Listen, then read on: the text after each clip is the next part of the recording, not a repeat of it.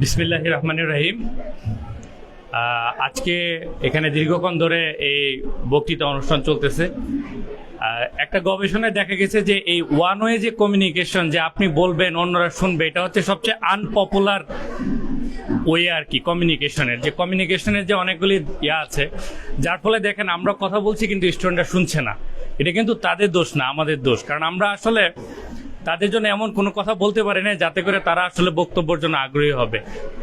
আর দেশের বাইরে আমি দেখেছি যে আসলে ওখানেও বক্তব্য দীর্ঘ হয় না।